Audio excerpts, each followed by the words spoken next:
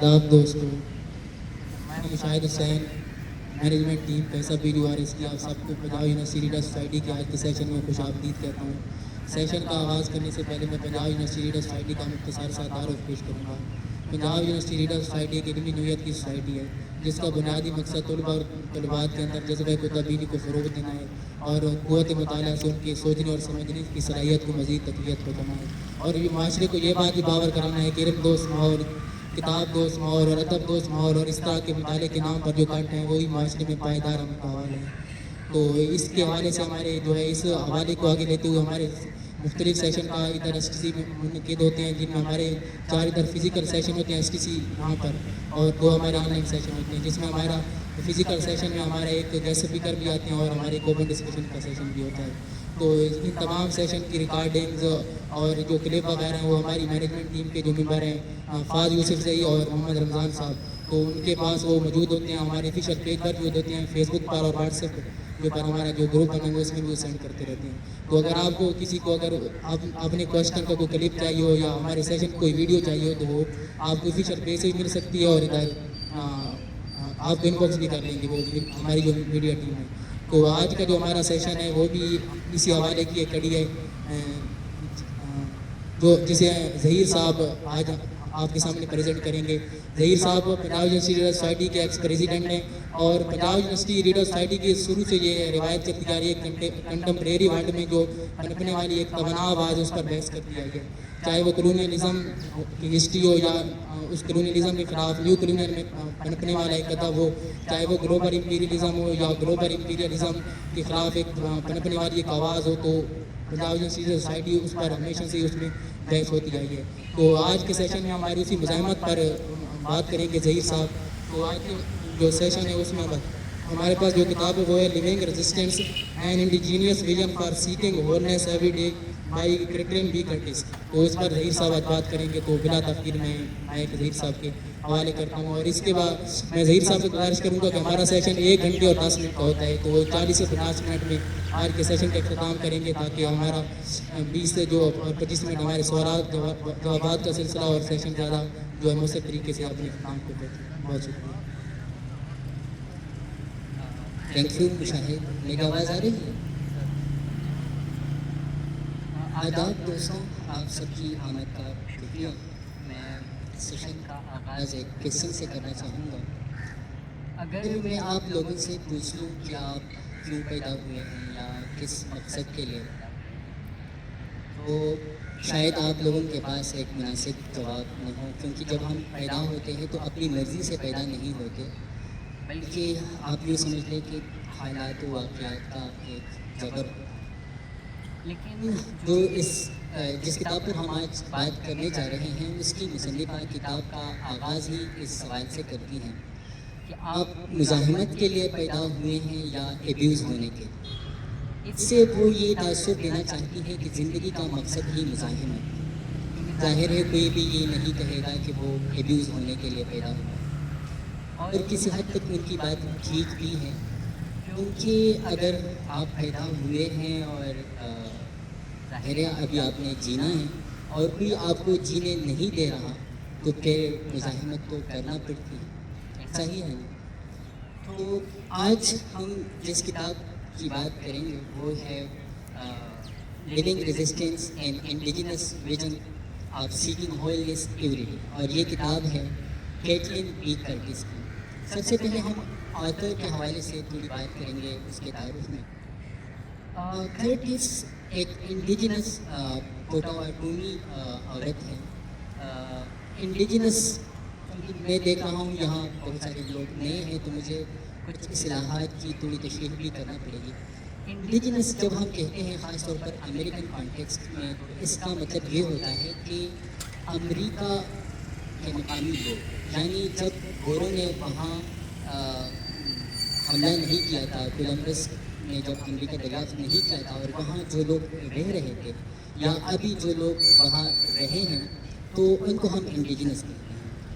और ये जो पोटावाटोमी है तो ये मिसिसिपी दरिया है नॉर्थ अमेरिका में, उसके करीब कुछ लोग हैं, एक आबादी है, ये उसका नाम है। इस राइडर का ताल्लुक भी اسی آبادی سے ہیں, اسی قوم سے ہیں. کرٹس ایک ایوارڈ وننگ آتھر ہے, ایک شاعرہ ہے, پبلک اسپیکر ہے, ایک ماں ہے, اور جن موضوعات پر وہ بات کرتی ہے وہ شناخت یا آئیڈینٹی ہے, اسپریچولیٹی ہے, سیلف کیئر ہے, اور ایک انسان ہونے کا کیا مطلب ہے, مطلب بطور انسان ہمیں کیسے جینا چاہیے, یہ بھی اس کا ایک بنیادی موضوع ہے. اگر میں کتاب کے سینٹرل آرگومنٹ کی بات کروں تو وہ بیسیکلی یہ ہے, یہ کتاب ہی ریزسٹنس کے بارے میں ہے, تو ریزسٹنس کے بارے میں اس کا یہ کہنا ہے کہ مزاحمت محض مخالفت نہیں ہے, بلکہ یہ زندگی میں تکمیل یعنی ہولنس اور آزادی ڈھونڈنے کا ایک مسلسل اسٹرگل ہے, ایک جد و جہد ہے. اور پھر اس کے کئی پہلو ہیں. ہماری ذاتی زندگی ایک پہلو ہے, کمیونل زندگی ہوتی ہے جس میں ہم دوسرے لوگوں اور اپنے ماحول کے ساتھ انٹریکٹ کرتے ہیں. پھر ہمارا ایک انسسٹرل ریلم ہوتا ہے, ڈومین ہوتا ہے, جس میں ہم سے پہلے جو لوگ گزرے ہوتے ہیں ان کے ساتھ ہم ریلیٹ کرتے ہیں. اور کتاب کا جو اسٹرکچر ہے وہ بڑا آرگنائزڈ ہے. کتاب کو رائٹر نے 4 ریلمز یا ڈومینس میں تقسیم کیا ہے, اور یہ جو ریلمز ہیں یہ بیسیکلی ریزسٹنس کو انہوں نے تقسیم کیا ہے, اگرچہ وہ اس کی قائل ہے کہ ریزسٹنس یا یہ جو ریلمز ہے یہ آپس میں انٹر کنیکٹڈ ہے, لیکن سمجھانے کے لیے انہوں نے اسے تقسیم کیا ہے. اس میں سب سے پہلے پرسنل ریلم ہے جس میں وہ پوری ایک انڈیویجول انسان کی جو ہماری زندگی ہوتی ہے اس کے حوالے سے بات کرتی ہے, پرسنل گروتھ کے حوالے سے, یا جو ہمارے انٹرنل بائسز ہوتے ہیں اس کے حوالے سے بات کرتی ہے, اور جو ہیلنگ ہوتی ہے ہماری اس کی بات کرتی ہے. اس کے بعد کمیونل ریلم ہے. کمیونل ریلم میں وہ بات کرتی ہے کہ ہم دوسرے لوگوں کے ساتھ جب انٹریکٹ کرتے ہیں تو اس میں ریزسٹنس کہاں فائل کرتی ہے, اور اس ریلم میں وہ صرف لوگوں کی بات نہیں کرتی بلکہ ہمارے ارد گرد کا جو ماحول ہوتا ہے اس کے ساتھ ہمارا انٹریکشن کس نوعیت کا ہوتا ہے. اس کے بعد انسسٹرل ریلم ہوتا ہے. انسسٹرل ریلم میں بیسیکلی جو ہمارے آباء و اجداد ہیں یعنی اتحاد سے تاریخ کے ساتھ وہ ریزسٹنس کو ریلیٹ کرتی ہیں. اور پھر انٹیگرل ریلم ہوتا ہے. انٹیگرل ریلم میں بیسیکلی یہ جو 3 ریلمز جن کی بات ہوئی وہ سب انٹرسیکٹ کرتے ہیں اور ایک ہولسٹک ریزسٹنس کو جنم دیتے ہیں. سب سے پہلے ہم ریزسٹنس کی بات کرتے ہیں کہ ریزسٹنس دراصل ہے کیا. شاید آپ میں سے بہت ساروں کو فزکس کی وہ ڈیفینیشن یاد آتی ہوگی, الیکٹران کے فلو کو جو مزاحمت ہوتی ہے اس کو ہم ریزسٹنس کہتے ہیں. یا آپ کے ذہن میں شاید ایک وسیلہ احتجاج وغیرہ گزر رہا ہوگا. اس رائٹر کے مطابق اگر میں ہو بہو ان کے الفاظ کاپی کروں تو وہ کہتی ہے the way we use our everyday lives to exert energy against the dangerous status quo of our time. ہم جس ٹیمپورل دور میں رہ رہے ہوتے ہیں وہاں کچھ ظلم اور بربریت کے مظاہر ہوتے ہیں. اب اس کے خلاف جب آپ ریزسٹ کرتے ہیں, مزاحمت کرتے ہیں, اس کو ہونے نہیں دیتے, تو اس کو رائٹر نے ریزسٹنس کا نام دیا ہے.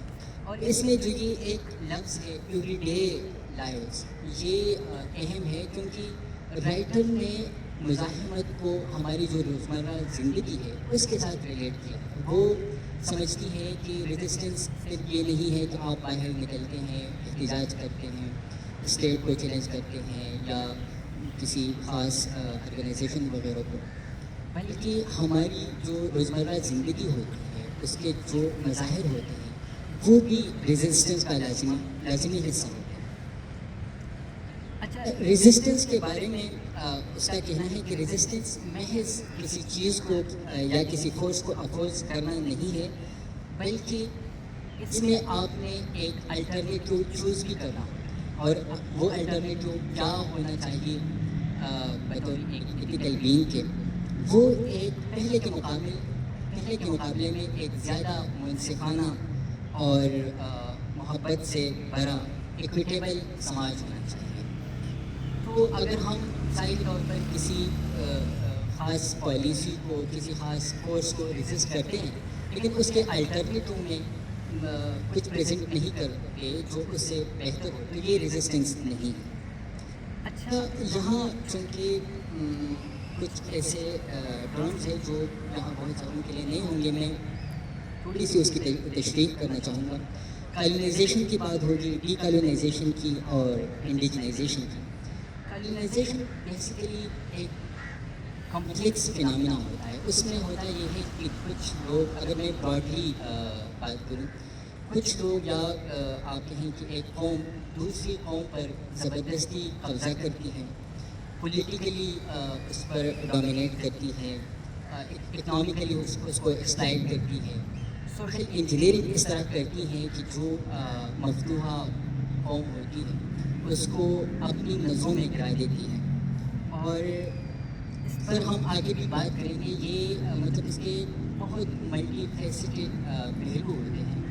لیکن کالونائزیشن فی الحال آپ یہ سمجھ لیں کہ جب آپ کسی پر اس کی مرضی کے بغیر قبضہ کرتے ہیں, ظاہر قبضہ مرضی کے بغیر بھی ہوتا ہے, تو اس کو کالونائزیشن کہتے ہیں. جیسے جو برٹش لوگ تھے وہ یہاں ہندوستان آئے یا باقی دنیا میں انہوں نے لوگوں پر زبردستی قبضہ کیا, ان کے وسائل کو ایکسپلائٹ کیا, اور ابھی تک ہم سفر کر رہے ہیں اس کی وجہ سے. تو یہ بیسیکلی کالونائزیشن. اب کالونائزیشن کے خلاف جو ریزسٹنس ہوتی ہے اس کو ڈی کالونائزیشن کہتے ہیں. اور جیسے کالونائزیشن کے کئی پہلو ہیں, انتہائی کمپلیکس ایک چیز ہوتی ہے, اسی طرح ڈی کالونائزیشن بھی اسی طرح ہوتی ہے, کیونکہ اگر وہ اسی طرح جواب نہیں دے گی تو وہ ڈی کالونائزیشن ممکن ہی نہیں. پھر انڈیجنائزیشن ایک فینامنا ہے, اور اس میں ہم کرتے یہ ہیں کہ کالونیل فورسز جب کسی پر قبضہ کرتے ہیں تو وہ وہاں کا جو مقامی ورثہ ہوتا ہے اس کو انڈرمائن کرتا ہے. انڈیجنائزیشن میں پھر ہم اپنے ورثے کو کھوجتے ہیں, اور اس میں ظاہر ہے اچھی باتیں بھی ہوتی ہیں, تو اس کو دوبارہ اپنی زندگی کا اور اپنے سوشل اور پولیٹیکل اسٹرکچر کا حصہ بناتے ہیں.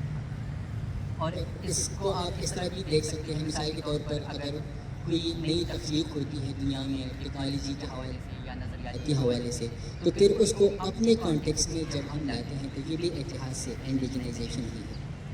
اب ہم جو 4 ریلمز کی ہم نے بات کی اس پر تھوڑی تفصیلی بات کریں گے. سب سے پہلے پرسنل ریلم ہے.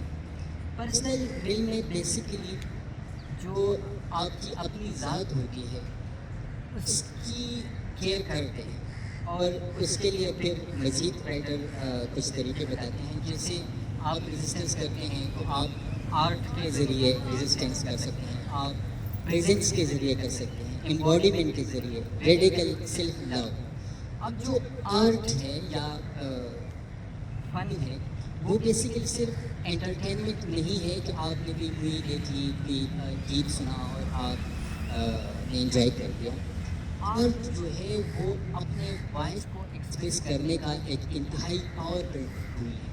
مثال کے طور پر آپ لوگوں کو پتہ ہوگا جب ضیاء الحق نے اور بہت ساری پابندیوں کے ساتھ ساتھ ساڑی پر پابندی لگائی, تو اقبال بانو نے یہاں لاہور ہی میں ایک اسٹیڈیم میں آ کر بطور احتجاج کالی ساڑی پہنی, اور وہ جو مشہور نظم ہم دیکھیں گے لازم ہے کہ ہم بھی دیکھیں گے, وہ نظم سنائی, اور تقریباً 50,000 لوگ شامل تھے.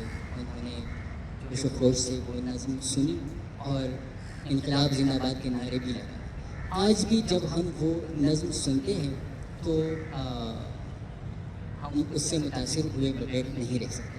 اسی طرح جو آرٹ ہوتا ہے اس کی کوئی باؤنڈری نہیں ہوتی. آپ میں سے بہت ساروں نے بیلا چاؤ سانگ سنا ہوگا, اور مجھے یقین ہے کہ میری طرح آپ لوگوں نے بھی اس کے معنی نہیں دیکھے ہوں گے کہ یہ جو اٹالین سانگ ہے اس کا مطلب کیا ہے. میں نے کل رات ہی اس کے, کیونکہ مجھے اسپاٹیفائی نے ریسنٹلی بتایا کہ پچھلے سال جو آپ نے گیت سنے تھے ان میں سے ایک یہ والا سانگ جو ٹاپ 5 سانگس تھے ان میں سے ایک یہ تھا. پھر میں نے اس کے معنی دیکھے اور معنی اچھے ہی تھے, لیکن پہلے میں معنی جانے بغیر اس سے اتنا انسپائرڈ ہوتا تھا, میں اس سے ریلیٹ کرتا تھا, کیونکہ آرٹ کی خوبصورتی بھی ہے اور اس کی طاقت. اسی طرح اگر آپ دیکھیں پیلسٹائن پر اگر آپ اسپاٹیفائی کا سرچ کر لیں تو تقریباً ہر زبان میں، ہر بڑی زبان میں اس فلسطینین اسٹرگل کے حوالے سے لوگوں نے گیت لکھے ہیں، پھر وہ گائے بھی ہیں، اور جب آپ سنتے ہیں تو آپ پر اثر بھی ہوتا ہے اور آپ کو وہاں کے حالات کا بھی پتہ چل جاتا ہے ایک نئے پیغام۔ آرٹ کی دوسری بات یہ ہے کہ عام طور پر کچھ باتیں ممکن ہے ہم نظر انداز کرتے ہیں، لیکن جب وہ آرٹ کا حصہ بن جاتی ہے، مثال کے طور پر اس پر فلم بنتی ہے، وہ ایک شعر کا حصہ بن جاتی ہے یا دوسرے جتنے بھی مظاہر ہے آرٹ کے، تو ہماری توجہ اس طرف چلی جاتی ہے، کیونکہ آرٹ کا ظاہر ہے ایکسپریس کرنے کا اپنا ایک طریقہ ہوتا ہے۔ پھر آرٹ کے ذریعے ہم جو مارجنلائز کمیونٹیز ہوتی ہیں ان کو بھی آواز دے سکتے ہیں، ایک پلیٹ فارم مہیا کر سکتے ہیں۔ مثال کے طور پر ایک آرٹ ہے، اس کو ڈس آرٹ کہتے ہیں، اس میں بیسیکلی جو ڈسیبل، بلکہ یہ لفظ مناسب نہیں ہے، ڈیفرنٹلی ایبل لوگ ہوتے ہیں ان کی نمائندگی کی جاتی ہے، ان کے حقوق کے لیے آواز اٹھائی جاتی ہے، اور ان کی جو ایبلٹیز ہیں، ظاہر سماج نے تو ان کو ڈسیبل قرار دیا ہوتا ہے، لیکن ان کی جو ایبلٹیز ہوتی ہیں، جو یونیک کیپیسٹیز ہوتی ہیں، اس کی بات ہوتی ہے۔ آرٹ ریزسٹنس کا ایک ٹول اس لحاظ سے بھی ہے کہ یہ ہمیں بتاتا ہے، جیسے پہلے ہم نے بات کی کہ آرٹ کی کوئی باؤنڈری نہیں ہوتی، یہ ہمیں سمجھاتا ہے کہ ہم سب ایک ہیں بطور انسان، چاہے ہمیں کئی دھڑوں میں کیوں تقسیم نہ کیا گیا ہو، ہم پھر بھی ایک ہی اسپیشیز سے بلانگ کرتے ہیں، اور ہماری ضروریات اور ہماری جو زندگی ہے وہ ایک ہی ہے۔ مثال کے طور پر آپ دیکھیں پاکستان اور انڈیا کے درمیان کتنی سیاست چل رہی ہے، لیکن ہم سب بالی ووڈ کے گانے سنتے ہیں، فلمیں دیکھتے ہیں، یا پاکستانی ڈرامے وہاں دیکھے جاتے ہیں، تو اس سے آپ آرٹ مطلب لاکھ پروپیگنڈے کے باوجود آرٹ کے پاور کا اندازہ لگا سکتے ہیں۔ یا اگر آپ دیکھیں کووڈ-19 میں جب انتہائی انسرٹینٹی تھی، خوف کا ایک ماحول تھا، تو آن لائن آرٹسٹ نے لوگوں کو ایک کمیونٹی کا اور ایک امید کا احساس دلایا۔ اسی طرح پریزنس جو ہے، موجودگی جو ہے، وہ بھی ریزسٹنس کی ایک شکل ہے۔ وہ کس طرح؟ مثال کے طور پر آج کل کی جو دنیا ہے وہ ڈسٹریکشن سے بھری پڑی ہے۔ سوشل میڈیا آپ دیکھ لیں، آپ مطلب یہاں باہر سڑکوں پر بھی جاتے ہیں، دیواروں پر ایڈورٹیزمنٹس نظر آ رہے ہوں گے، آپ کی ذاتی زندگی، پھر آپ کی جو معاشی زندگی ہے، پھر سیاسی جو حالات ہوتے ہیں، اور ہر طرف سے انفارمیشن کی ایک بمبارمنٹ ہو رہے ہوتے ہیں، تو اس ماحول میں پریزنس جو ہے وہ ان ایٹ سیلف ریزسٹنس ہے۔ پریزنس سے رائٹر کا مطلب یہ ہے کہ آپ اپنے آپ کے ساتھ وقت گزاریں، آپ خود کو سمجھیں، آپ جو ہے مطلب ایک باؤنڈری سیٹ کریں کہ یہ میری ذات ہے، میری زندگی ہے، یہ سوشل میڈیا ہے، یا یہ ریاست ہے، فیملی ہے، یا جو کچھ بھی ہے۔ یا اگر ہم دیکھیں تو ایک کیپٹلسٹ دنیا میں ہم رہتے ہیں بیسیکلی، تو اس میں پروڈکٹیوٹی اور سفیشینسی پر بہت زیادہ ایفیشینسی پر بہت زیادہ زور دیا جاتا ہے، اور ہم ملٹی ٹاسکنگ کر رہے ہوتے ہیں۔ ہم چاہتے ہیں کہ ہم زیادہ سے زیادہ کچھ پروڈیوس کریں، کچھ سیکھیں، کچھ کمائیں، کچھ ایون خرچ کریں، ہر لحاظ سے ایکسیس کی تلاش میں ہوتے ہیں، اور اس کے لیے ہمیں ملٹی ٹاسکنگ کرنا پڑتا ہے، اور جو ظاہر ہے اس کے بڑے نگیٹو بایولوجیکل امپیکٹس بھی تو ہوتے ہیں، لیکن وہ مطلب ڈی ہیومنائزنگ ہے۔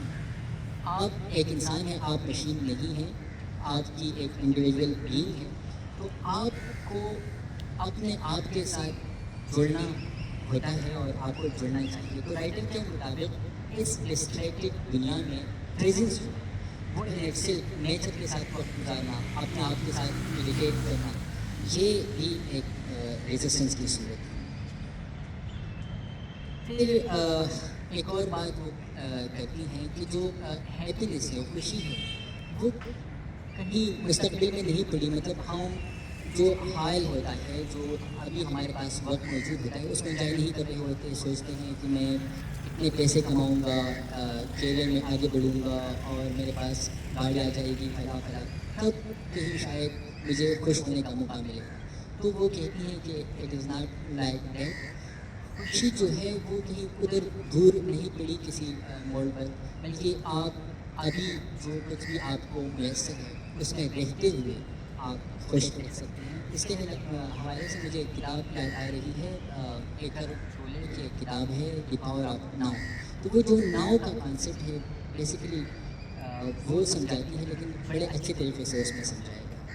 پھر امباڈیمنٹ بھی ریزسٹنس کی ایک صورت ہے.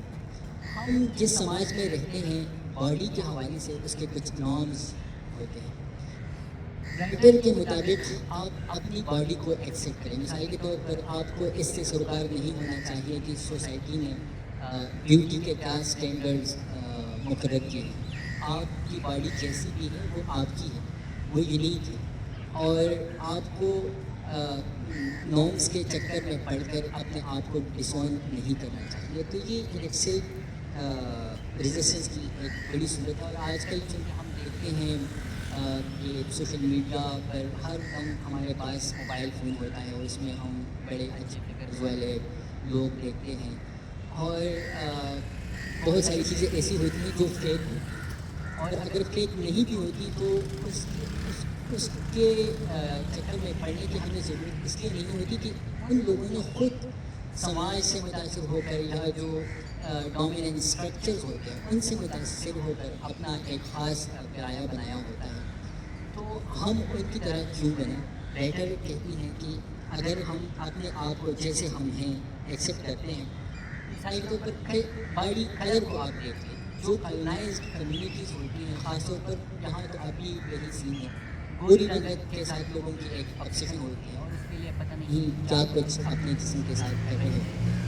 وہ مطلب یہ اسٹینڈرڈ کس نے مقرر کیا ہے کہ کوئی گورا ہے تو وہ ہینڈسم ہے, بیوٹیفل ہے, نہیں ہے.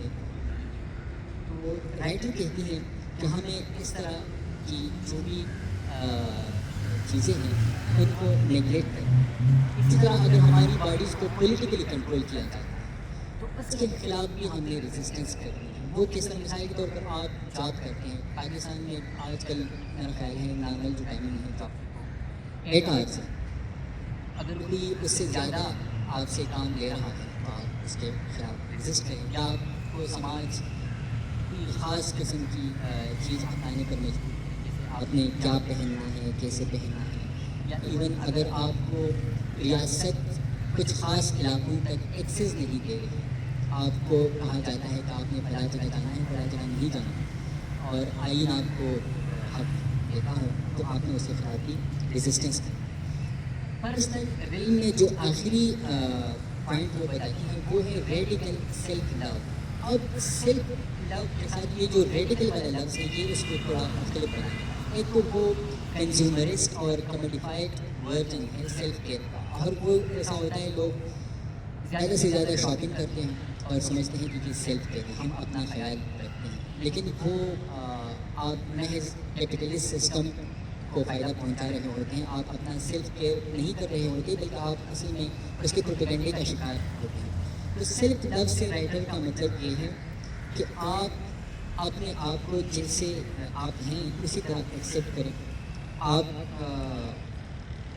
دوسروں سے متاثر ہوئے بغیر اپنی ایگزسٹنس کو, اپنی بینگ کو ایکسیپٹ کریں. جو دوسرا ریلم ہے یہ پرسنل ریلم, اس کا تعلق ہماری ذات سے تھا, مطلب بطور انڈیویجول ہم اپنی زندگی میں کیا کچھ کر سکتے ہیں. اب جو دوسرا ریلم ہے وہ کمیونل ریلم ہے, اور کمیونل ریلم میں بیسیکلی ہم اپنی ذات سے نکل کر ہمارے ارد گرد جو لوگ ہوتے ہیں, جو ماحول ہوتا ہے اس کے ساتھ انٹریکٹ کرتے ہیں. تو رائٹر اس میں سب سے پہلے چائلڈ کیئر, اب اس رائٹر کی جو انڈیجنس لوگ ہوتے ہیں ان کی اپنی ایک وزڈم ہوتی ہے, اور وہ جو باقی ڈومیننٹ نیریٹیوز ہوتے ہیں اس سے تھوڑی مختلف ہوتی ہیں. مثال کے طور پر آپ یہاں دیکھیں گے کہ وہ دعا کو, پریئر کو ڈیکالنائز کرنے کی بات کرتی ہیں, وہ چائلڈ کیئر کو بطور ریزسٹنس پیش کرتی ہیں, اور بھی آگے چیزیں آئیں گی. تو یہاں اس نے چائلڈ کیئر کو بطور ریزسٹنس کے ایک ٹول کے پیش کیا ہے. وہ کہتی ہیں کہ ہم نے پیرنٹنگ کو ڈیکالنائز کرنا ہے. بچے جو ہوتے ہیں, سب سے پہلی بات تو یہ کہ بچہ پیدا کرنا ایک بہت بڑی ذمہ داری ہوتی ہے. مطلب ایسا نہیں ہوتا کہ آپ نے کچھ سوچے سمجھے بغیر ایک فرد کو جنم دیا. یہاں تو کم لوگوں کو پتہ ہوتا ہے, لیکن نیٹلزم اور اینٹی نیٹلزم ایک بہت بڑی بحث سے چل سکے گا کہ بچے پیدا کرنا ایک اخلاقی ایک ایتھیکل کام ہے بھی کہ نہیں. اور اس کی وجہ یہ ہے کہ مطلب آپ کے پاس کوئی خاص لاجیکل پوائنٹ نہیں ہوتا کہ آپ ایک بچے کو جنم کیوں دیتے ہیں. مطلب آپ نے ظاہر ہے اس سے پوچھا تو ہوتا نہیں ہے نا, آپ پوچھ سکتے ہیں پھر یہ دنیا ہے تو اس میں کیا ایسا اچھا ہے کہ آپ ایک بچے کو جنم دیتے ہیں. تو یہ انتہائی کمپلیکس باتیں ہیں لیکن لوگ اس کو ٹیکن فار گرانٹیڈ کہتے ہیں. رائٹر کہتی ہے کہ ہم نے پیرنٹنگ کو ڈی کالونائز کرنا, وہ اس طرح کہ جو بچہ ہوتا ہے وہ اپنے والدین کی ذاتی ملکیت نہیں ہوتی, وہ ایک انڈیویجول بینگ ہوتا ہے, اس کے اپنے چوائسیز ہوتے ہیں.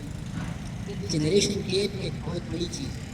ہم مثال کے طور پر ہم جس دور میں پیدا ہوئے اور ابھی جہاں تک پہنچے ہیں, یہ سارے میں دیکھا ہوں تقریباً جنریشن زی ہے, تو ہم نے اپنی زندگی میں بہت بڑے بڑے انقلابات دیکھے ہیں, نظریاتی طور پر بھی اور خاص طور پر ٹیکنالوجیکلی. اور ٹیکنالوجی ظاہر ہے اس کے زندگی کا ہر پہلو متاثر ہوتا ہے.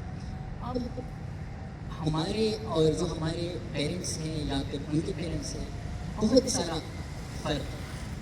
اب اگر وہ اپنی مرضی سے ہم پر کوئی چوائسیز, بائسیز اور اپنے ڈریمز امپوز کرتے ہیں تو یہ غلط ہے. رائٹر کہتی ہے کہ ہم نے پیرنٹنگ کو ڈی کالونائز اس طرح کرنا ہے کہ ہم نے بچوں کو قبول کرنا ہے بطور انڈیویجول بینگس کی.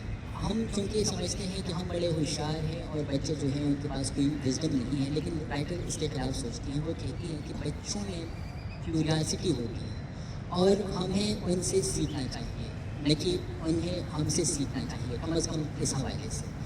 ہم تو وقت گزرنے کے ساتھ ساتھ اپنی کیوریاسٹی لوز کر لیتے ہیں. ہم جو بھی سوشل پولیٹیکل اسٹرکچر ہوتا ہے اس کا حصہ بن جاتے ہیں. تو رائٹر کہتی ہے کہ ہم نے بچوں سے ظاہر انہیں سکھانا بھی ہے لیکن ان سے سیکھنا بھی ہے. پالو فریرے کو اگر آپ نے پڑھا ہو, ان کی کتاب ہے پیڈاگوجی آف دی اپرسٹ, تو اس میں وہ بینکنگ ماڈل آف ایجوکیشن کی بات کرتے ہیں, جس میں آپ بس ایجوکیشن کو اس طرح لیتے ہیں کہ انفارمیشن اور جو بھی آپ کو نالج لگتی ہے وہ کسی میں زبردستی ڈالتے ہیں, یک طرفہ ایک ٹریفک ہوتا ہے. تو رائٹر اس کے خلاف بات کرتی ہیں اور ان کا کہنا یہ ہے کہ ہم نے اپنے بچوں پر اپنے جو ڈریمس, مثال کے طور پر یہ بڑا کہا جاتا ہے میرا خواب ہے آپ ڈاکٹر بن جائیں, خواب ہے آپ انجینئر بن جائیں. تو آپ بچے سے آپ نے پوچھا ہے کہ اس کے کیا خواب ہے, وہ یہاں آپ سب نے دیکھا ہوں, مجھ سمیت آپ سب نے یہ فیس کیا کہ والدین آپ پر اپنے خواب میں کا لفظ استعمال کروں گا وہ کرنا چاہتے ہیں. اب ظاہر ہے ان کی کچھ بھی آپ کہہ سکتے ہیں, مطلب میں اچھا میرے منہ میں اچھی لفظ نہیں آ رہے, لیکن بات یہ ہے کہ انہیں یہ سمجھنے میں دشواری ہوتی ہے کہ یار یہ بچہ جو ہے یہ ایک الگ دور کا, الگ ماحول کا اور الگ ڈیمانڈس کی پیداوار ہے, تو اس پر میں اپنے چوائسیز امپوز نہیں کر سکتا. لیکن پھر بھی وہ اس کے مرتکب ہو جاتے ہیں. پاکستان میں اگر آپ دیکھیں 20 ملین بچوں کو اسکول جانے کا حق بھی حاصل نہیں ہے, وہ آؤٹ آف اسکول. جہاں ٹی یو میں ہم بیٹھے ہیں, جہاں کینٹینس میں کتنے بچے کام کر رہے ہوتے ہیں, مزدوری کر رہے ہوتے ہیں, اور تنخواہ کتنی ملتی ہے 15 سے 20 یا میکسیمم 30, اور باقی ہم آرام سے پڑھ رہے ہوتے ہیں, تعلیم حاصل کر رہے ہوتے ہیں. تو رائٹر کہتی ہیں کہ ہم نے بچوں کے لیے, اپنے بچوں کے لیے بھی اور دوسروں کے بچوں کے لیے بھی ایسے اسپیسیز پرووائڈ کرنے ہیں جہاں وہ محفوظ رہیں, جہاں وہ اس طرح کے چائلڈ لیبر وغیرہ سے بھی آزاد رہیں اور انہیں یہ چیز فیس نہ کرنی پڑے. ایک دلچسپ بات وہ اپنا جو انڈیجنس وزڈم ہے اس کے حوالے سے کرتی ہیں. جو پوٹاواٹوری کلچر ہے اس میں بتایا جاتا ہے کہ آپ آج جو کچھ کرتے ہیں اس کے اثرات آگے کی جو 7 نسلیں ہوتی ہیں ان تک پہنچتے ہیں. تو اگر آپ بچوں کی اچھی تربیت کرتے ہیں تو وہ کل کے لیڈرز ہوتے ہیں, یا اگر اس بات کو آپ قبول کرتے ہیں جو کہ ظاہر ہے ان کی اپنی وزڈم ہے کہ اگر آپ بچوں کی اچھی تربیت کرتے ہیں تو اس کا امپیکٹ جو آگے 7 نسلیں ہیں منتر بھی ہوتے ہیں، بلکہ آپ اس کو مزید ایکسٹینڈ کر سکتے ہیں۔ دوسری جو بات ہے کمیونل ریلم میں وہ ایتھیکل پریکٹس کی ہے۔ رائٹر کہتی ہیں کہ ایک ایسے سماج میں جہاں ناانصافی، ظلم اور نفرت ایک معمول ہے، وہاں ایک دوسرے کے ساتھ اخلاقی برتاؤ رکھنا ایک ریزسٹنس کا عمل ہے۔ وہ کہتی ہیں کہ ہم جب ایک دوسرے کے ساتھ انٹریکٹ کرتے ہیں تو شاید ہمیں لگتا ہو کہ یہ کوئی چھوٹی باتیں ہیں، ہم کسی سے کس طرح گفتگو کرتے ہیں، کیسے ملتے ہیں، ان کو کس طرح بٹاتے ہیں، کیسے رخصت کرتے ہیں، کیسے ویلکم کرتے ہیں، لیکن وہ کہتی ہیں کہ اس کے ریپلس افیکٹس ہوتے ہیں، اور یہ ہماری جو انٹرپرسنل کمیونیکیشن ہوتی ہے اس سے بڑھ کر پھر جو ہمارے انسٹیٹیوشنز ہوتے ہیں یا ہماری ریاست ہوتی ہے یا ایون فارن پالیسی ہوتی ہے، وہاں تک یہ ریپلس کریٹ کرتی ہے، اور ہمیں اس حوالے سے محتاط ہونا چاہیے۔ ایتھیکل پریکٹس میں وہ یہ بھی انکلوڈ کرتی ہیں کہ جو بھی مارجنلائزڈ وائسز ان کی آپ آواز بنیں۔ اگر آپ ایک ڈومیننٹ مطلب آپ خود مارجنلائز نہیں ہیں تو آپ کے پاس یہ اختیار ہوتا ہے، آپ کے پاس یہ ایک ایڈوانٹیج ہوتا ہے کہ آپ دوسروں کی آواز بن سکتے ہیں۔ تو جہاں تک آپ سے ممکن ہو آپ دوسروں کی آواز بنے رہیں۔ پھر جو کمیونیکیشن کی وہ بات کرتی ہے اس میں ایک دلچسپ بات وہ یہ کرتی ہے کہ آپ جینوئن کمیونیکیشن کر لیا کریں، ایک دوسرے کے ساتھ آپ فارمیلٹی اور اسٹیریوٹائپس کا شکار نہ ہوں۔ مثال کے طور پر ہم ایک دوسرے سے پوچھتے ہیں آپ کیسے ہیں، وہ آگے سے کہتا ہے کہ میں ٹھیک ہوں۔ اب یہ بالکل جیسے وہ کچھ برانڈس نے آٹومیٹک ریپلائی سیٹ کی ہوتی ہے واٹس ایپ پر یا فیس بک وغیرہ پر، آپ جیسے ہی میسج بھیجتے ہیں آگے سے آٹومیٹک ایک ریپلائی آ جاتا ہے، تو یہ بھی ایسا ہوتا ہے۔ پھر اگر میں آپ سے پوچھوں یار آپ سچ مچ کیسے ہیں، how are you feeling these days, تو پھر شاید آپ تھوڑے سے ہاں میں نے کہا تو کہ میں ٹھیک ہوں لیکن میں ٹھیک ہوں تو نہیں۔ وہ جینوئن کمیونیکیشن کی بات کرتی ہیں کہ آپ ایک دوسرے سے مطلب ہم سب بہت سارے پرابلم سے گزر رہے ہوتے ہیں، اور اگر ہم ایک دوسرے کو سنیں گے آتھینٹکلی سنیں گے، یعنی ایسا بھی نہیں کہ ہمیں کوئی اپنی کہانی سنا رہا ہے اور ہم یا موبائل میں گم ہیں یا ایسے ہی سن رہے ہیں، اور سنتے بھی اس لیے ہیں کہ جیسے ہی اس کا منہ بند ہوتا ہے کہ آگے سے ہم اپنی کہانی شروع کریں، اس طرح نہیں۔ آپ اس کو سنیں، اس کی جو بھی سچویشن ہے اس کو سمجھنے کی کوشش کریں، کوئی دلاسا دیں، کوئی ہوپ دے، اگر آپ کے پاس کوئی حل ہے تو وہ دے دیں۔ تو یہ مطلب ایک دوسرے کی آواز بننا یہ بھی ریزسٹنس کی ایک صورت ہے۔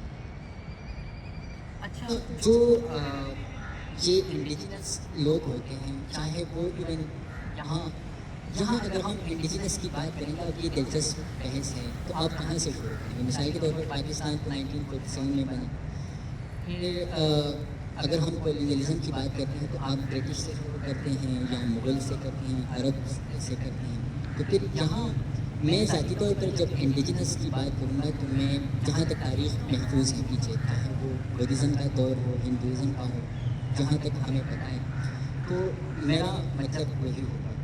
اچھا رائٹر کہتی ہیں کہ ایتھیکل پریکٹس جو ہے وہ صرف ہم انسانوں کے درمیان نہیں ہے، بلکہ ہمارے ارد گرد جو ماحول ہوتا ہے، زمین ہے، ریسورسز ہیں، ان کے حوالے سے بھی ہمیں اخلاقی برتاؤ اپنانا ہے۔ وہ اس طرح کہ اگر ریسورسز کی ایکسپلائٹیشن ہو رہی ہے اور وہ سسٹینیبل بیسس پر نہ ہو تو ہم نے اس کے لیے بھی آواز اٹھانا ہے۔ مثال کے طور پر کچھ دن پہلے سوات میں بحرین آپ لوگ نام سن چکے ہوں گے، وہاں کا ایک دریا ہے اور اس دریا کو اس کا راستہ وہ تبدیل کر رہے تھے، ظاہر ہے حکومت تبدیل کر رہی تھی کیونکہ انہوں نے وہاں ایک ڈیم بنانا۔ اب وہاں کی جو انڈیجنس کمیونٹی ہے ٹوروالی، وہ لوگ احتجاج کر رہے تھے کہ یار یہ تو مطلب آپ سے ہماری ایک ہیریٹیج ہے، ہماری شناخت کا ایک حصہ ہے، اور ظاہر ہے دریا ہے تو اس سے زمینیں سیراب ہوتی ہیں اور بہت سارے اس کے فوائد ہیں، آپ کیسے مطلب کیسے ہم سے پوچھے بغیر اس کا راستہ تبدیل کرتے ہیں؟ تو جو ہمارے ارد گرد کے مظاہر ہوتے ہیں فطری، ان کے حوالے سے بھی ہم نے ایتھیکل ہے۔ اس پر ہم آگے بھی تھوڑا सॉलिडेरिटी वर्ड जो है वो भी राइटर के नज़दीक रेजिस्टेंस का एक काम है। सॉलिडेरिटी बेसिकली जब आप किसी कॉमन गोल के लिए कलेक्टिव एक्शन लेते हैं तो ये सॉलिडेरिटी होती है। राइटर कहती हैं कि हमें एक दूसरे के साथ मीनिंगफुल रिलेशनशिप्स कायम करने की ज़रूरत है। मीनिंगफुल इस तरह ऐसे नहीं कि एक होती है एक्वेंटेंस, आप किसी का नाम जानते हैं, आपको पता होता है कौन किस डिपार्टमेंट से है, क्या करता है, इस तरह नहीं। मीनिंगफुल ताल्लुक़ का मतलब ये है कि आप उसके काम आए, कल को वो आपके काम आए, और अगर कोई आप लोगों का कॉमन गोल हो, या मिसाल के तौर पर हम जहाँ मुख्तलिफ डाइवर्स सारे मनाजिर से आए हैं, तो अगर हम मीनिंगफुल रिलेशनशिप में इन्वॉल्व हो तो हमारी रियासत में जो जुल्म व बर्बरियत हो रही होती है उसके खिलाफ हम रेजिस्ट करने के अहल हैं। ये तब होगा जब हमने आपस के ताल्लुक़ पर काम किया होगा, उसमें टाइम इन्वेस्ट किया होगा और उसको टेकन फॉर ग्रांटेड नहीं लिया होगा। इसमें वो मज़ीद बातें करती हैं, जैसे सॉलिडेरिटी वर्क इसलिए ज़रूरी है कि हम सब इंसान हैं, चाहे हम हमारी मादरी ज़बान कोई भी हो, हमारे मजहबी नज़रियात कोई भी हो, लेकिन है हम इंसान। तो इसका कोई तुक नहीं बनता कि हम एक ही स्ट्रक्चर के ज़ेर निगरानी रहते हुए एक दूसरे के ख़िलाफ़ कुछ करें या आपस में सरहदें बढ़ें। तो बतौर इंसान की ये एक मतलब लॉजिकल सांस है कि आप सॉलिडेरिटी वर्क करें और सॉलिडेरिटी में रहें। दूसरी इसमें एक बात है कि सॉलिडेरिटी और चैरिटी में फ़र्क होना चाहिए। वो इस तरह की चैरिटी वर्क जो है वो बेसिकली उसमें क्या होता है, आपके पास पैसा है, पावर है, या और आप दूसरे की मदद करते हैं, मतलब आप पैटर्नलिस्टिक अप्रोच अपनाते हैं। ये भी एक कॉलोनियल तरीक़ाकार है राइटर के नज़दीक भी, मेरे नज़दीक भी।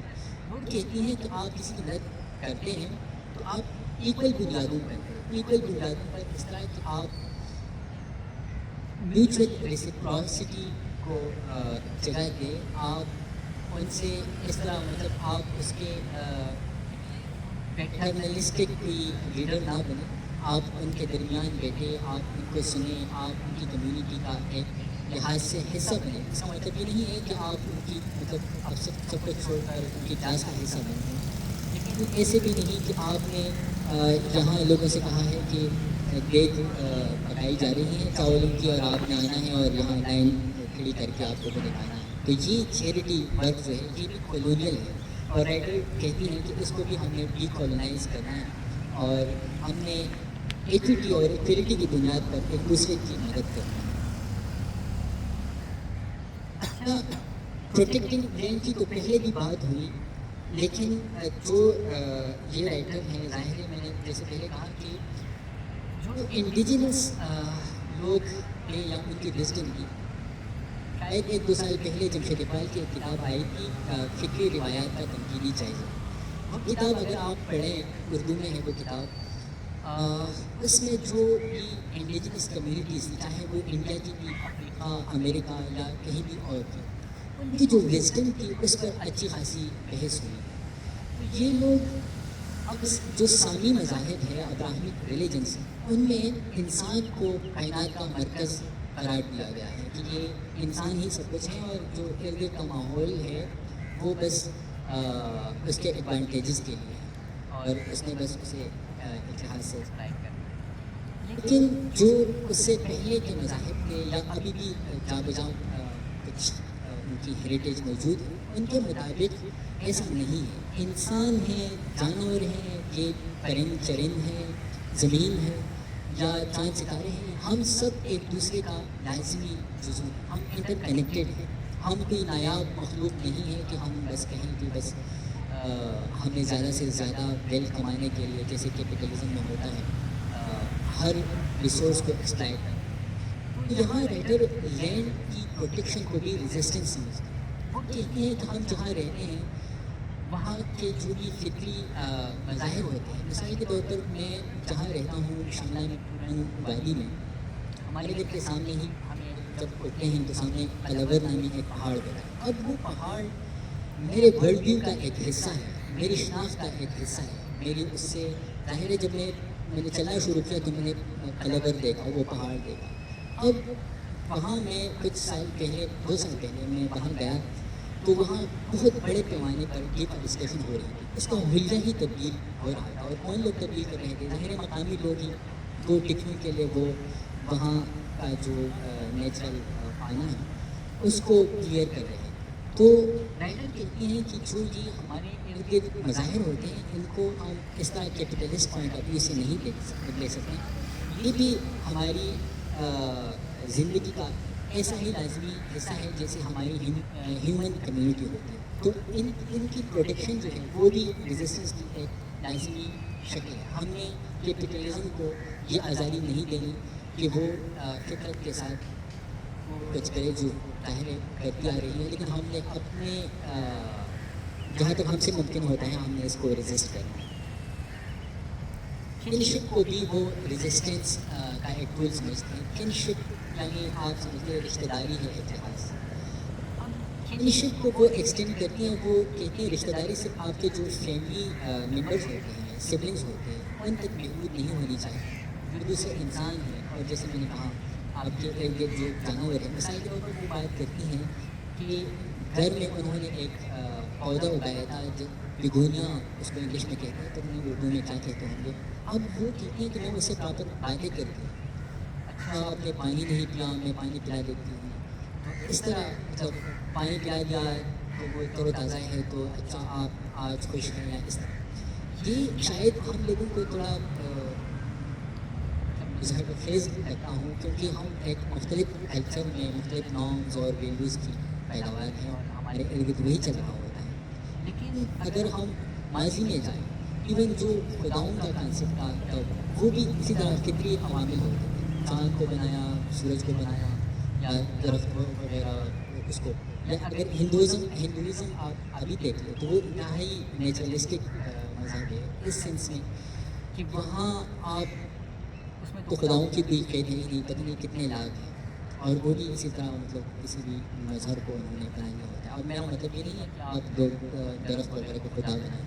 میں یہ سمجھانا چاہتا ہوں کہ جو ہماری ارد گرد کی دنیا ہے اور آج کل جو جن کرائسس کا ہم شکار ہیں, کلائمیٹ کرائسس کو آپ دیکھ لیں کتنا بڑا کرائسس ہے. خاص طور پر پاکستان تو جو میرا خیال ہے پہلے 5 سب سے ونریبل کنٹریز ہیں ان میں سے ایک ہے. تو ہمیں یہ دیکھنا چاہیے کہ یہ کوئی ہم بڑے مہان نہیں بنے گزشتہ 4-5 صدیوں میں. ہمارے جو آباء و اجداد تھے ان کی بھی کچھ وزڈم تھی اور انہوں نے یہاں رہتے ہوئے کچھ ایسی وزڈم حاصل کی تھی اپنے تجربات سے جو آج بھی ہمارے کام آ سکتی ہے.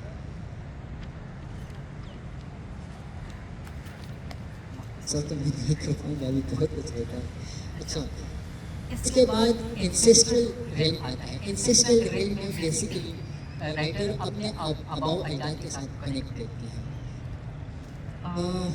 وہ اس کی یہ بات اچھی ہے کہ وہ صرف نہ ان کے پازیٹیو پوائنٹس کو لیتی ہیں, بلکہ ظاہر آباء و اجداد تھے تو ان کے کچھ نگیٹیو بھی پہلو تھے, کچھ ایسے ان کے نارمس تھے جو اب ہمارے لیے ایویلیبل ہو چکے ہیں. تو اس میں وہ ان کو کوشتی ہیں کہ ہم نے ابھی حال میں رہتے ہوئے ان کے ساتھ کیسے ریلیٹ کرنا ہے. اس میں سب سے پہلے وہ کہتے ہیں کہ ڈی کالونائزیشن جو ہے وہ ریزسٹنس کا ایک بنیادی ٹول ہے. اب ڈی کالونائزیشن جو ہے پہلے میں بات کروں کالونائزیشن کی, وہ ڈاکٹرن آف ڈسکوری پر بڑی کریٹیک کرتی ہیں. ڈاکٹرن آف ڈسکوری کے مطابق جو کرسچینٹی تھی, کرسچن مذہب تھا, اس نے لوگوں کو یہ اختیار دیا تھا, انہیں یہ آپ کہیں کہ لیجیٹیمیسی دی تھی کہ آپ جو بھی نان کرسچن لینڈز ہیں ان کو ایکسپلائٹ کر سکتے ہیں, صرف اس لیے کہ ان کے عقائد ہم سے مختلف ہیں. جو بھی یہ کالونائزرز ہوتے ہیں ان کو طرح طرح کی لیجیٹیمیسیز چاہیے ہوتی ہیں.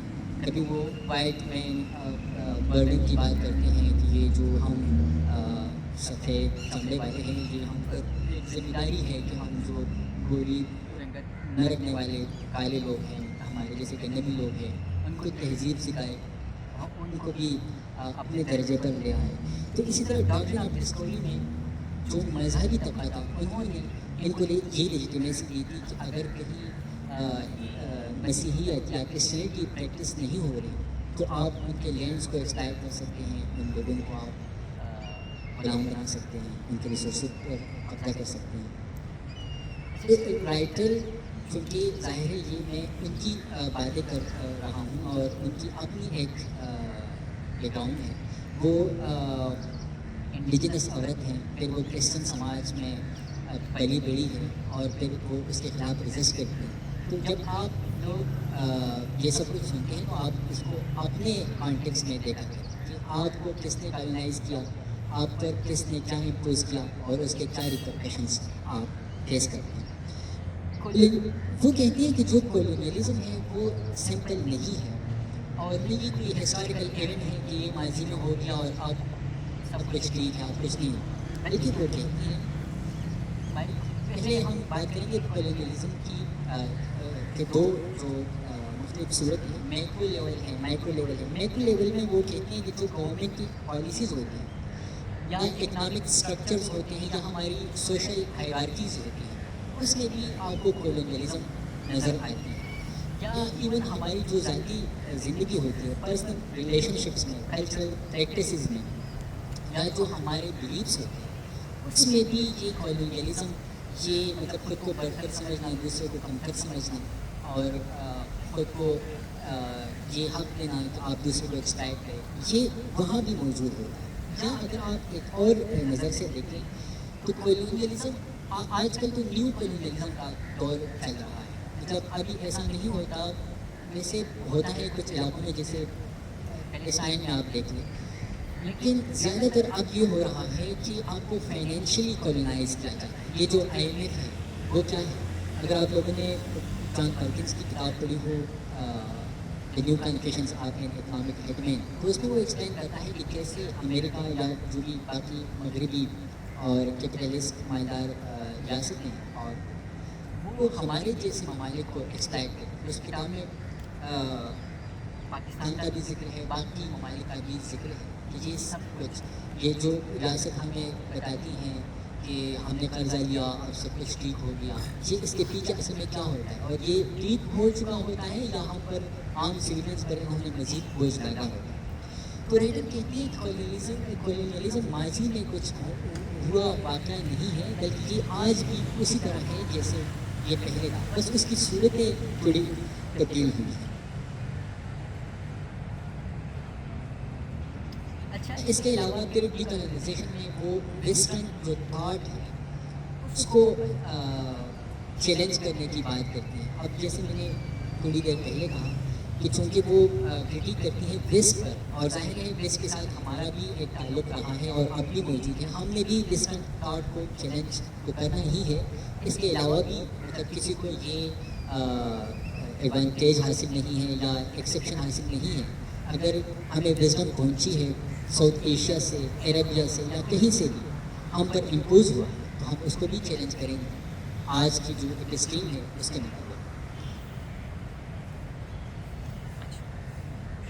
जैसे मिसाल के तौर पर यहाँ बुद्धा गुजरे और बेशुमार लोग गुजरे, उनकी विज़डम, और उससे हम आज भी सीख सकते हैं।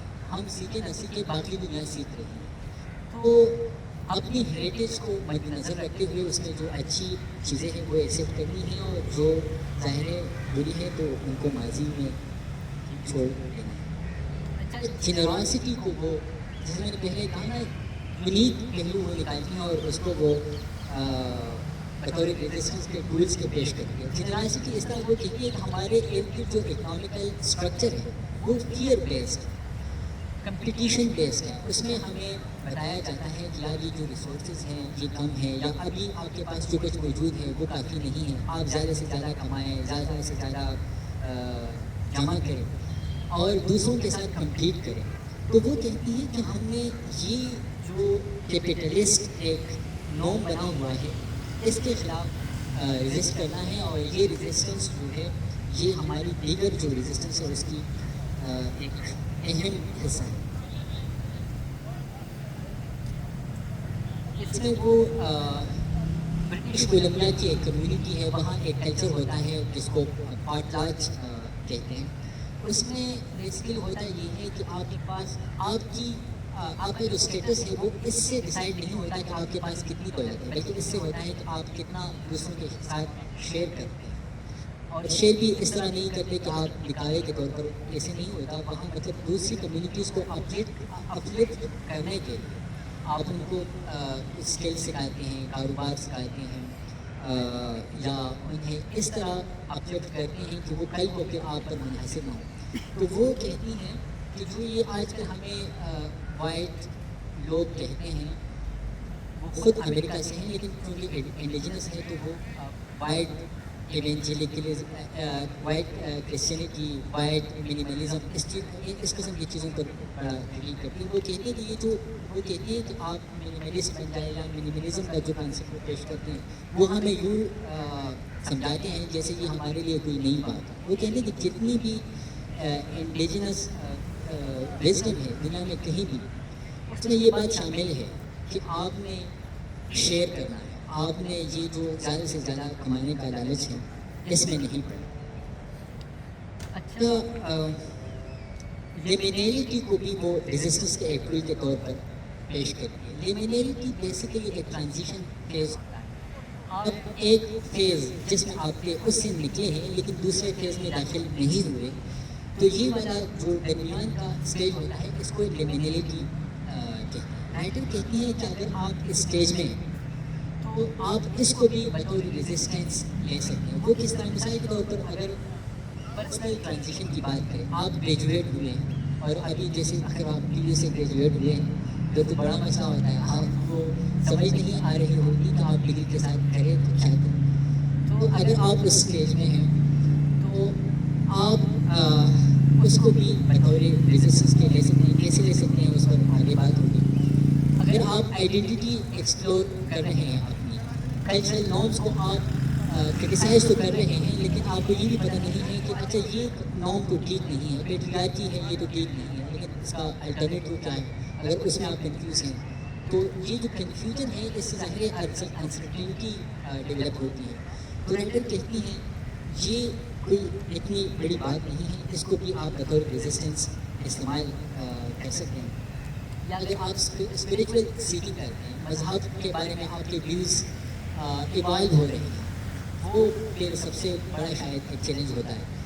تو اس میں بھی آپ نے انسرٹینٹی سے ڈرنا نہیں ہے۔ انسرٹینٹی یا لیمینلٹی کا فائدہ یہ ہوتا ہے کہ جو ریجڈ باؤنڈریز ہوتی ہیں، ریئلسٹک تھنکنگ ہوتی ہے، مطلب میل فیمیل، اب سوسائٹی میں تو جو بیسک تھنکنگ ہے وہ یہ ہے، دو پیٹرنز ہیں۔ اب بیچ میں جو اتنے سارے جینڈرز ہیں، ٹرانسجینڈرز ہیں اور نئے ڈسکور ہو رہے ہیں، لوگ بات کر رہے ہیں، اپنے لیے آواز اٹھا رہے ہیں، چاہے آپ مانیں یا نہ مانیں لیکن وہ لوگ ایگزسٹ کرتے ہیں۔ تو اس طرح کی ڈوئلسٹک تھنکنگ یا یہ جو فتویٰ ہوتا ہے کافر مسلمان جنتی دوزخی، تو یہ جو لیمینلٹی ہوتی ہے اس میں آپ کو نئے ایونیوز، نئے ہارائزنس ڈسکور کرنے کا موقع ملتا ہے۔ تو رائٹر کہتی ہیں کہ ضروری نہیں ہے کہ آپ نے خود پر کوئی ٹیگ بنا لیا ہو۔ جیسے یہاں پہ میں لوگ آتے ہیں تو شروع میں یہاں کچھ تنظیمیں ہوتی ہیں، اسٹوڈنٹ سمجھتے ہیں کہ ہم کس کا حصہ بن جائیں، ہم حصہ نہیں بنیں گے تو پتہ نہیں ہمارا کیا بنے گا، یا وہ آئسولیٹڈ فیل کرتے ہیں۔ یا اگر آپ فری تھنکنگ طالب علم ہیں، آپ کچھ نیا سیکھتے ہیں اور آپ کہیں ٹھہرتے نہیں ہیں، تو پھر آپ کے ساتھ ہوتا یہ ہے کہ جو کلٹس بنے ہوتے ہیں، جیسے سوشل میڈیا پر بے شمار کلٹس ہیں، آپ مثال کے طور پر سوشلسٹ بلاک کا حصہ نہیں بنتے، آپ یہ جو جیسے لبرل کیپٹلسٹ بلاک ہے اس کا حصہ نہیں بنتے، تو آپ کو ایسے محسوس ہوتا ہے یار میں کیا ہوں۔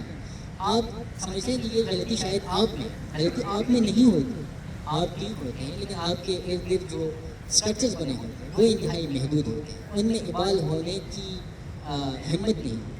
تو رائٹر کہتی ہیں کہ liminality in itself is the proof of resistance۔ وہ ہسٹری کو فیس کرنے کی بھی بات کرتی ہیں کہ جو ہماری تاریخ ہوتی ہے اسے کچھ ڈارک پہلو ہوتے ہیں، کچھ انکاؤنٹیبل ٹروتھس ہوتے ہیں، اور ممکن ہے آپ کو ریاست نے کچھ بتایا ہو اور حقیقت کچھ اور ہو، آپ کو اگر اس کا پتہ چلتا ہے تو آپ نے اس کو ایزیلی لینا ہے اور اس کو بھی آپ نے ڈی کالونائز کرنا اور ریزسٹنس کی ایک صورت بنانی ہے۔ آپ کو اگر بتایا گیا ہے کہ محمد بن قاسم یہاں ایک مظلوم عورت کی فریاد رسی کے لیے آیا تھا، تو ایسا نہیں تھا۔ اب اگر آپ کو اس طرح کے اور بہت سارے پہلو سمجھ آتے ہیں تاریخ کے، تو ایک وقت کے لیے آپ ایگزسٹینشیل کرائسس کا بھی شکار ہو جاتے ہیں۔ لیکن رائٹر کہتے ہیں کہ آپ نے اس کو بھی بطور ریزسٹنس استعمال کرنا ہے۔ میں ٹائم کے شارٹیج کی وجہ سے تھوڑا سمائز کرنے کی کوشش کرتا ہوں۔ جو چوتھا ریلم ہے وہ انٹیگرل ریلم ہے۔ انٹیگرل ریلم میں بیسیکلی ہوتا یہ ہے کہ یہ جتنے ریلمز ابھی ڈسکس ہوئے، پرسنل ریلم، کمیونل ریلم اور پھر انسسٹرل ریلم، ان سب کو ملا کر آپ نے اپنی ایک ہولسٹک شخصیت بنانی ہے۔ اور پھر ظاہر ریزسٹنس کی بات ہو رہی ہے تو آپ کے ریزسٹنس کے حوالے سے بھی ایک ہولسٹک اپروچ اپنانا ہے۔ وہ کہتے ہیں کہ ہمیں فریگمنٹ کرنے کی بے شمار کوششیں ہوتی ہیں، ریاست بھی نہیں چاہتی۔ اب جیسے ہم لوگ ادھر کیو آر ایس میں بیٹھتے ہیں، ہم مختلف پس منظر سے تعلق رکھتے ہیں، ہمارے آئیڈیالوجیز بھی مختلف ہوتے ہیں، لیکن پھر بھی ہم بات کرتے ہیں اور بہت سارے پہلو پر ہم متحد بھی ہو جاتے ہیں۔ اب یہاں جو ہمارے پاورفل ایلیٹس ہوتے ہیں یہ نہیں چاہتے کہ ہم اس طرح مل بیٹھیں، کیونکہ اگر ہم اس طرح مل بیٹھتے ہیں تو یہ جو چھوٹی موٹی ڈفرینسز ہوتی ہیں آئیڈیالوجیکلی، ریشلی یا زبان کے حوالے سے یا کچھ تو وہ پیچھے رہ جاتی ہیں۔ جو بڑے چیلنجز ہوتے ہیں کلاس کے حوالے سے، یہ ڈیموکریسی کے حوالے سے، رول آف لا کے حوالے سے، ایکویلٹی کے حوالے سے، پھر ہم وہ چیلنج کرنا شروع کر دیتے ہیں۔ تو رائٹر کہتی ہیں کہ ہم نے یہ جو فریگمنٹیشن ہوتی ہے ریاست کی طرف سے یا انٹرنیشنل جو بھی پالیٹکس چل رہی ہوتی ہے اس کی طرف سے، یا ایون اگر سماج میں کوئی اور ایسی فورس ہے، ہم نے اس کے چکر میں نہیں آنا اور ہم نے ان سب صورتوں کو، ہم نے اپنے آپ کو بھی اہمیت دینی ہے پرسنل ریل میں، ہم نے دوسروں کے ساتھ بھی انٹریکٹ کرنا ہے، اس طرح کی ریزسٹنس بحال رہے، اور ہم نے اپنے انسسٹر سے بھی سیکھنا ہے، اور ظاہر ہے جہاں ضرورت ہے ان پر کریٹیک بھی کرنا ہے۔ تو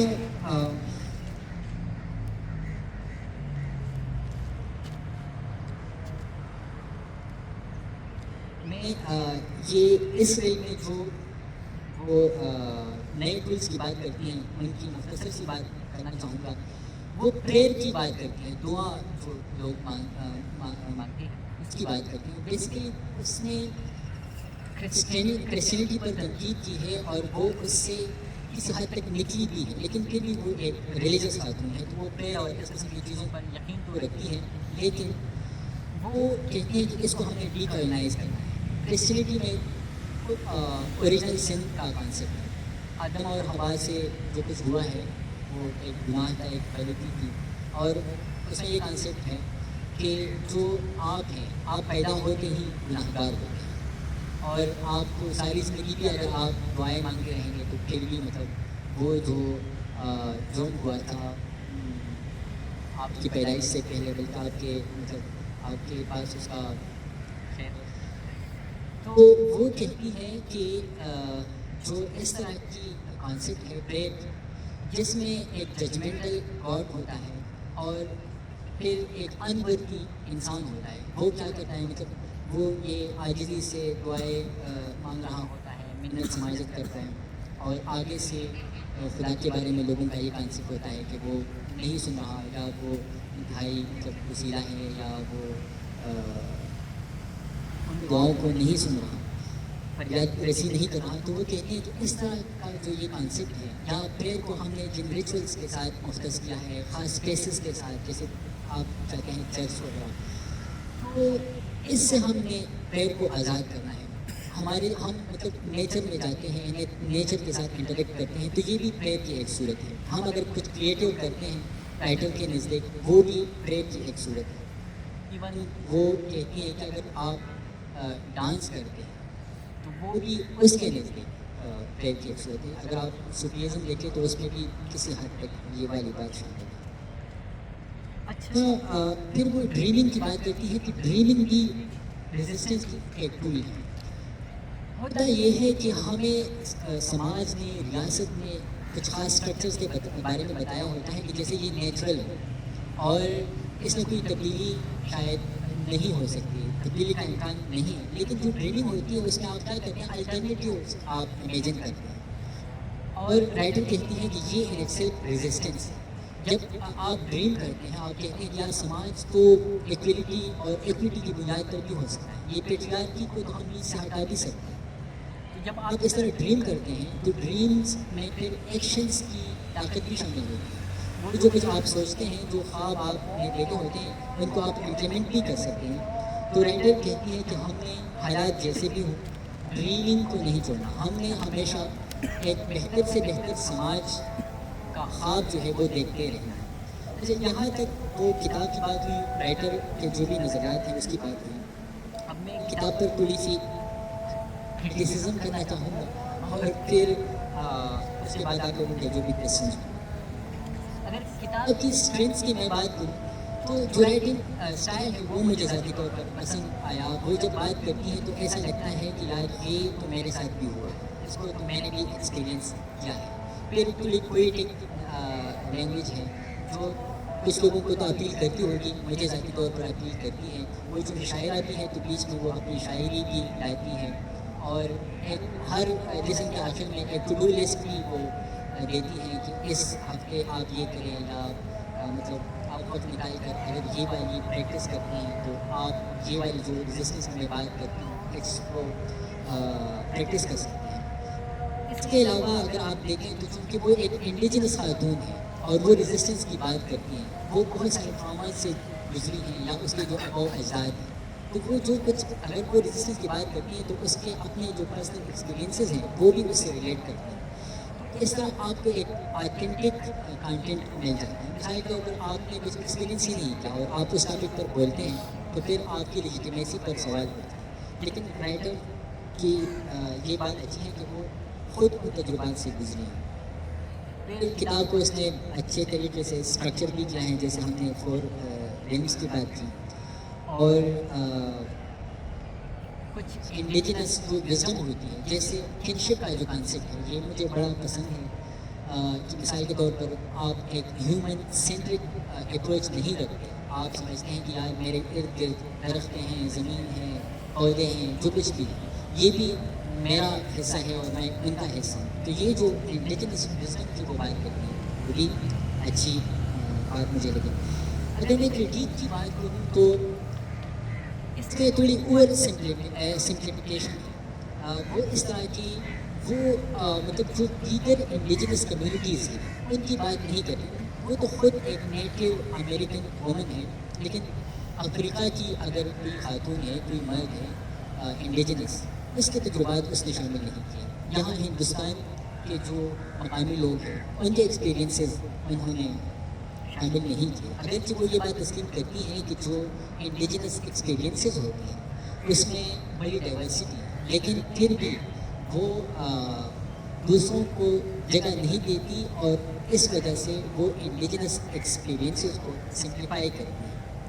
دوسری بات یہ کہ وہ ریزسٹنس کو رومینٹیسائز کرتی ہیں، آئیڈیلائز کرتی ہیں. وہ اس طرح کہ وہ جیسے یہ جو سب ٹائٹل ہے سیکنگ ہولنس ایوری ڈے، اس سے یہ لگتا ہے کہ جیسے ریزسٹنس کو بڑی آسان سی بات ہے، آپ نے یہ کام کر لیے اور آپ ریزسٹنس کر لیں.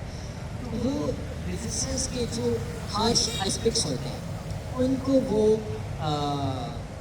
سامنے نہیں لاتے. جب آپ ریزسٹ کرتے ہیں ایک فورس کے خلاف، چاہے وہ کولونیل پاور ہو، آپ کی ریاست ہو، تو آپ کو بہت کچھ فیس بھی کرنا پڑتا ہے. آپ کو جیل جانا پڑتا ہے، آپ کو جان کی قربانی دینا پڑتی ہے، آپ کو کئی سیٹ بیکس کا سامنا کرنا پڑتا ہے. رائٹر اس کی بات نہیں کرتی. پھر جہاں بجائے یہ محسوس ہوتا ہے کہ وہ انسسٹرل وزڈم کو اتنا چیریش کرتے ہیں. یہاں بھی ہمارے جو ڈیکالونائزر ہوتے ہیں وہ بھی یہ کرتے ہیں.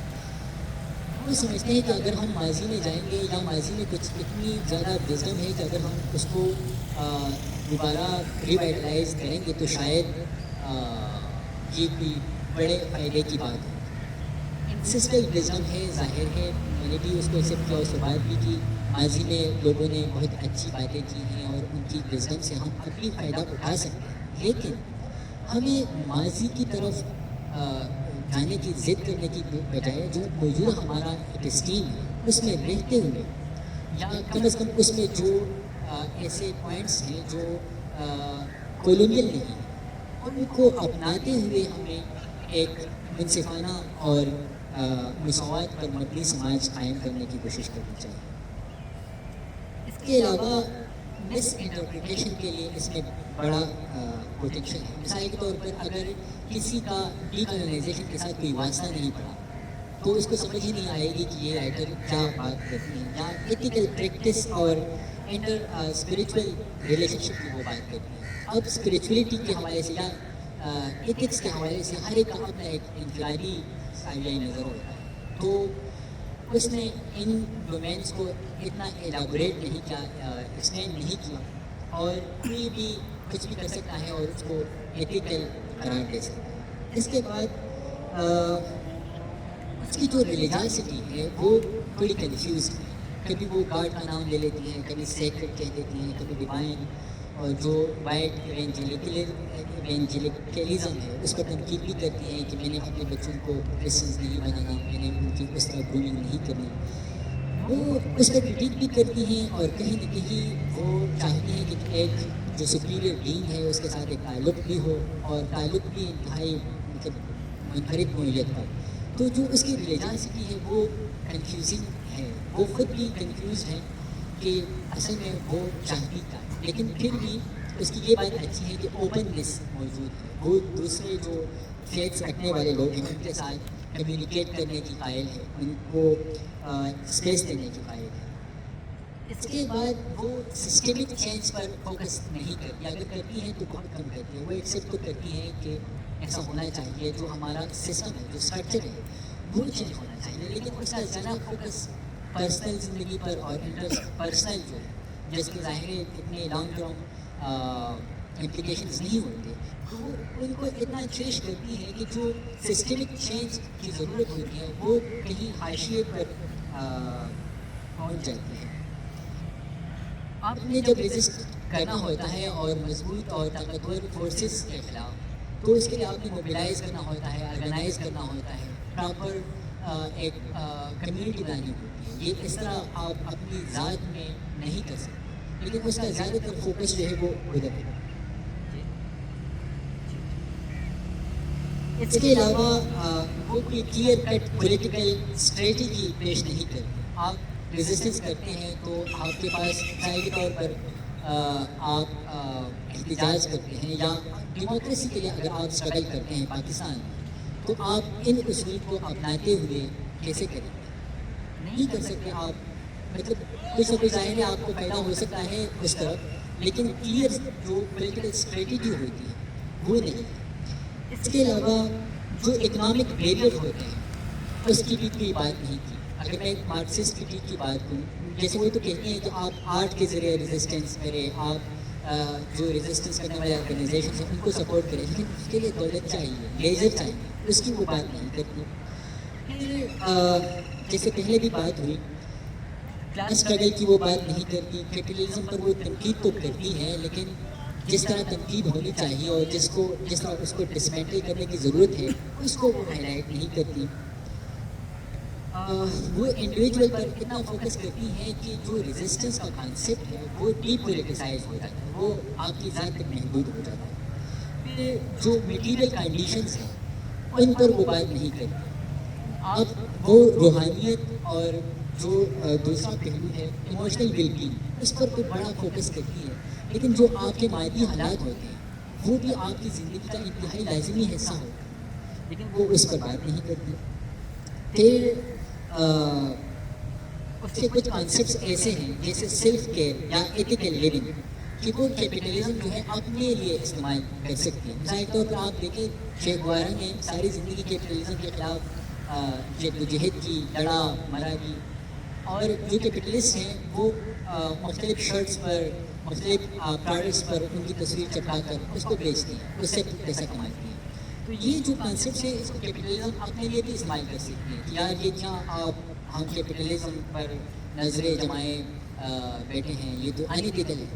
تو اس میں یہ پوٹینشیل بھی موجود ہے۔ اور آخری تنقید یہ کہ ریاست کا جو کردار ہے آپریشن کو امپلیمنٹ کرنے میں، اس کو جگہ دینے میں، اس کو برقرار رکھنے میں، اس کو بھی وہ نظر انداز کرتے ہیں، ریاست پر وہ تنقید نہیں کرتے۔ حالانکہ اگر آپ نے رجسٹ کرنا ہے تو آپ نے ریاستی اسٹرکچر کو ضرور چیلنج کرنا ہے۔ میں ٹاپ کا خاتمہ البرٹ کاملو کا نام آپ لوگوں نے سنا ہوگا، فرانسیسی کو فلسفی، اس کے اور برٹرن رسل کے کھول پر میں خاتمہ کرنا چاہوں گا۔ کاملو کہتے ہیں کہ آزادی سے محروم دنیا سے نمٹنے کا واحد راستہ یہ ہے کہ آپ خود کو اس حد تک آزاد کریں کہ آپ کا وجود بذات خود مزاحمت بن جائے، یعنی you become the personification of resistance, آپ سیلف کی پیٹی مزاحمت بن جائے۔ اور برٹرن رسل کہتے ہیں کہ مزاحمت کے دوران اگر آپ کو تنہا رہنا پڑے، آپ نظر انداز ہو جائیں، حملے کا شکار ہو جائیں، آپ انسرٹینٹی کا شکار ہو جائیں، آپ خوفزدہ ہو جائیں، یہ کوئی اتنی بڑی بات نہیں ہے، یہ ایک مطلب نارمل سی بات ہے۔ لیکن ان سب کے ہوتے ہوئے آپ خاموش کبھی بھی نہ، آپ بولتے رہیں، ریزسٹ کرتے رہیں، سفر جاری رہے۔ شکریہ۔